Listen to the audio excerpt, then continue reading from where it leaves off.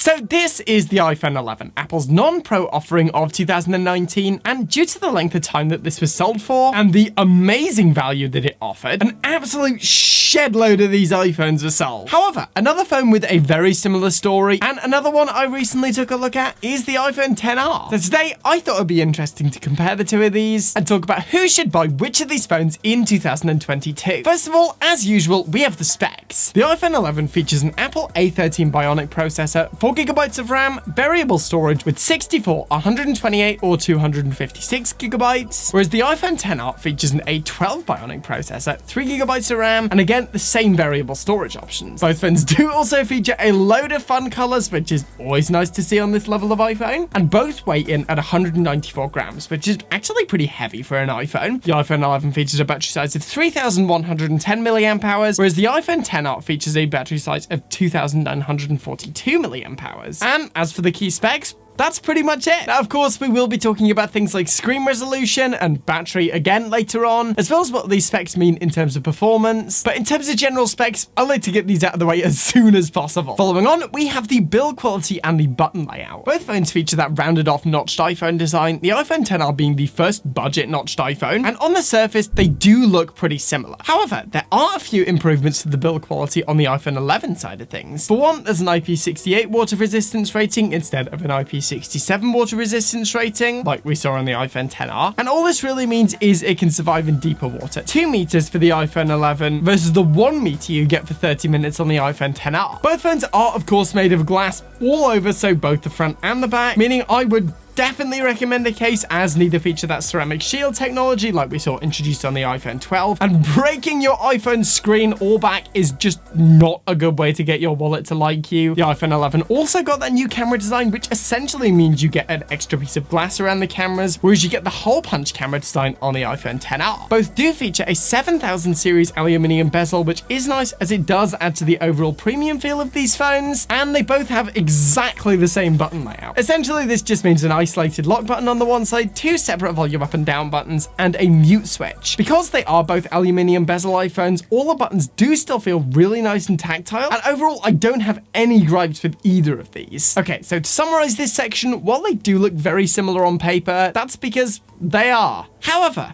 that's not necessarily a bad thing. Both of these phones do feel super premium. They both have a really nice button layout with nice tactile buttons. Neither of them feel dated. However, I would recommend a case for both of them. Following on, we have these screens, and both phones feature a 6.1-inch LCD liquid retina display with a resolution of 828 by 1792. And yeah, on paper, not great for 2022. That said though, because of the size of the screen and the distance you would usually use your phone from, realistically, I haven't found that to be a big problem. And of course, while a higher resolution iPhone screen will look better, it does bring a big advantage in terms of battery life. Because these iPhones have LCD screens with a lower resolution, it does mean that your battery isn't gonna have to work as hard. Again, also, while they're not as bright as modern iPhone screens, again, because they are LCD screens, they don't have to be driven as hard as modern XDR screens. And in terms of general usability, I've never found that these aren't bright enough for me to use them in all environments. So yeah, in my opinion, no problem there. Both phones feature True Tone for nice balanced colors and haptic touch for the secondary interaction method, and on both it worked a treat. Overall, while on paper neither of these phones are all that impressive for 2022, you're not going to be getting crispy high resolution or super deep contrast levels. As someone who has tried basically every iPhone type at this point, I never find myself yearning for a higher resolution or deeper contrast levels. I always think it's going to be like a really big issue, but honestly, as soon as I start daily driving these things, I forget completely and just really enjoy using them. Next up, we have Face ID, which is of course the unlock method for both of these iPhones. While the iPhone XR was an improvement at the time on the iPhone X, the iPhone 11 really took it to the next level. Not only was it faster, but you could also unlock your phone from different angles, which was a really nice quality of life improvement. And although, well, if you do get a good clear shot of your face, the iPhone XR is going to do a good job, the iPhone 11 definitely wins this one. Next up, we have the camera, and here it's pretty clear there's a difference. Although both phones do feature that 12 megapixel main camera, the iPhone 11 features a dual camera system with both an f1.8 main camera and an f2.4 ultra-wide camera. The iPhone XR, on the other hand, only features that f1.8 main camera. The iPhone 11 also got an upgrade to the front-facing camera, now making it 12 megapixels versus the 7 megapixels on the iPhone XR and earlier. However, they both have an aperture of f2.2, so in terms of the actual camera performance though, again, the iPhone 11 is the clear winner here. While the iPhone XR does take some nice crisp images with good levels of dynamic range, the better image processing from that A13 processor leads to a sharper image with better dynamic range, and overall it is just a better camera system. Again, you also get that added flexibility from the ultra-wide, and while occasionally you do see some distortions around the edges, I do still think it is a welcome addition. Both phones also do feature portrait mode. However, on the iPhone XR, it only works on people, whereas on the iPhone 11, it can be used on anything. The iPhone 11 also, of course, does feature night mode, and still to this day, this was one of my favorite things about the iPhone 11. Now, obviously, a lot of this can be bridged with software. However, I kind of want to focus on how these phones come out the box. However, I have done a video on Neural Cam, which is essentially an app that brings night mode to all iPhones. So yeah, check those out if you're interested. Overall, though, in terms of features, the iPhone 11 definitely outpaces the iPhone XR. In terms of selfies, again, the iPhone 11 does take the edge with that higher resolution and better dynamic range. And while the iPhone XR is certainly good enough, I do still think the iPhone 11 is better. In terms of video, while both phones do shoot in 4K at up to 60 FPS on their main camera systems, the iPhone 11 also added 4K video, again in up to 60 FPS, on the selfie camera as well. Video across the board does just look better on the iPhone 11 though. Dynamic range is better, you get 4K on the selfie mode, and again, while the iPhone XR certainly isn't bad, in fact, I'd say it's totally usable for something like a YouTube video insert, the iPhone 11 is just better here. Both phones do, of course, feature slow motion in 1080p and up to 240 FPS, and here, both kind of just look like phone slow motion, so super fun, but not the best quality. Also, the iPhone 11 did, of course, add slow fees, which is essentially 120 FPS on the front-facing camera. Still not sure why they did that. Overall, I do think the camera is one of those areas where the iPhone 11 does start to separate itself from the iPhone XR a little bit. And if a really good camera system is something that you care about, then honestly, in my opinion, out of these two phones, I probably would just recommend the iPhone 11. Following on, we have the most important aspect of any modern smartphone, the OS and app performance. In terms of OS support, while both phones are going to be getting iOS 16, the iPhone 11 is a newer phone, so chances are it will last longer. So if longevity is an important feature for you, then I would say go with the iPhone 11. That said though, I do still think both of these phones have a decent chunk of life left in them. In terms of performance, both do function really well in terms of interacting with the operating system or performing any system functions. And yeah, honestly, no problems here. In terms of more intensive performance, while watching 4K videos on both was fine, and I didn't have any issues with performance there. In terms of gaming, the iPhone 11 is just better. That extra gigabyte of RAM and the more powerful A13 processor does just mean that playing more intensive games will be better on the iPhone 11. That said though, I have used both iPhones for gaming, and for the Apple Arcade games that I personally like to play, I really haven't had any issues with either. That said though, I also do think in terms of gaming performance, the iPhone 11 will stay good for longer. I think that's a little bit of a theme throughout this video. Again, while both phones are good at the moment, I do still think the iPhone 11 is going to last a little bit longer. It's got better specs and it's newer. So, alright, moving on. Next, we have the speakers. And while both phones do feature that stereo speaker technology that we saw introduced on the iPhone 7, meaning that both the top and the bottom speaker are used in conjunction, the iPhone 11 also added spatial audio, so it does just sound a bit louder and fuller. On both phones, I haven't had any balance issues with the two speakers, and for some casual listening, I found both to work pretty well. My benchmark for this, by the way, is essentially if I'm watching a YouTube video or listening to some music, if I'm not distracted by the audio quality, then in my opinion, that is a good onboard speaker. Personally, when it comes to the speaker on my phone, I really don't care if it's not like a super hi-fi system. I just want something that's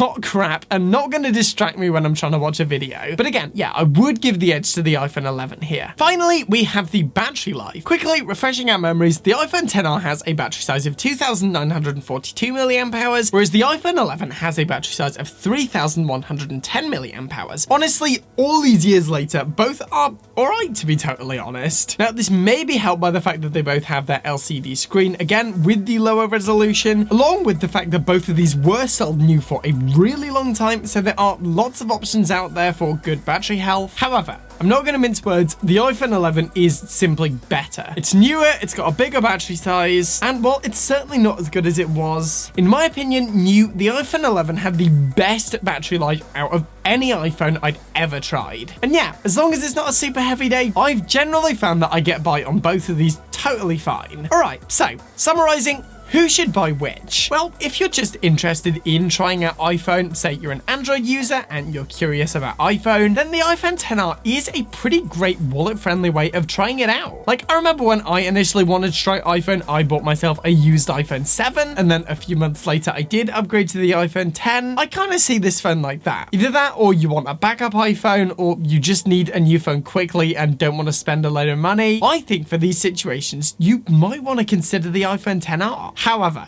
the iPhone 11, in my opinion, is still a pretty decent daily driver. You can get some really great deals on this thing on the used market, and if you're on something like an iPhone 8 and you want an upgrade, then honestly, in my opinion, the iPhone 11 will be a pretty decent upgrade. Alright guys, so that's it for today. I hope you've enjoyed this one. Let me know, by the way, which of these two phones is your favorite? Do you prefer the 11? Do you prefer the XR? Do you prefer something different entirely? I keep saying XR, and it makes me think of XR. Feel free to let me know in the comments. I always enjoy reading those. As for now, though, as always, thank you for watching. Remember to like the video if you want to see more content like this, then smash that subscribe button.